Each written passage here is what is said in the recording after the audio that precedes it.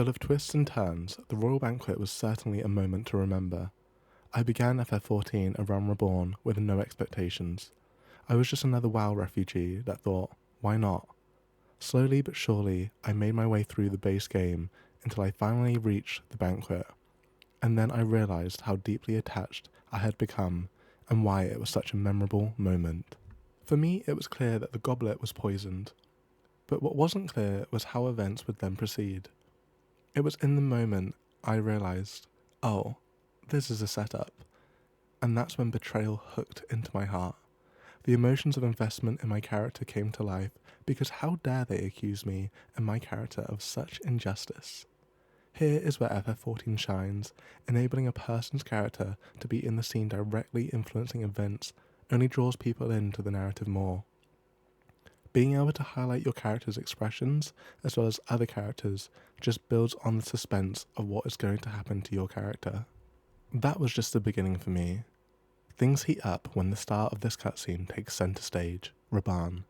For me, Raban plays such a pivotal role in creating weight for the events of the cutscene because Raban reacts immediately to what has happened. He doesn't think, he does. His response is human, and that's what I love about it. My wish to wipe the smirk off Teleji Adeleji's face was answered by Raban, and immediately I was rooting for him. Even though I wasn't expecting him to just execute Teleji, it was extremely satisfying to watch.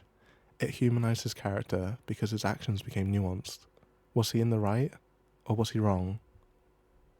Quickly following this, we are reminded that actions have consequences, or reactions. A friend turned foe builds on the heaviness of betrayal throughout the cutscene, and as fast as Raban acted, consequently he loses his arm. It was a shocking turn of events.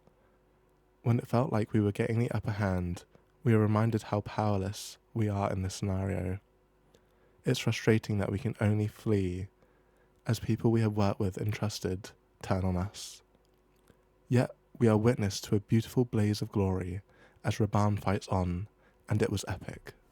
In a weird turn of events, the slog of post-patch quests in A Realm Reborn gives us time to be a scion of the 7th Dawn, and that pays off here, as our friends pave the way for our escape.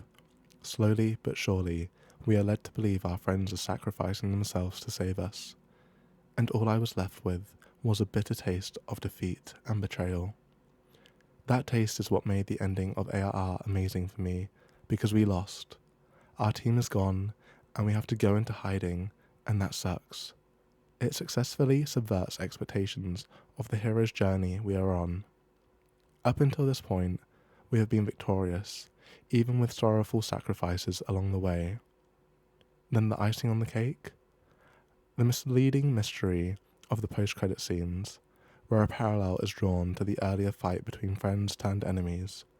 We are witness to Oriange secretly meeting with the enemy, and that was the final blow of betrayal.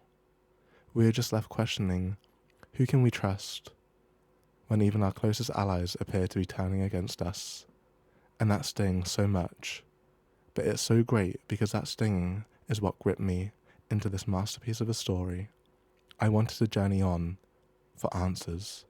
What were your favourite parts of the ending to A Realm Reborn? How did it make you feel?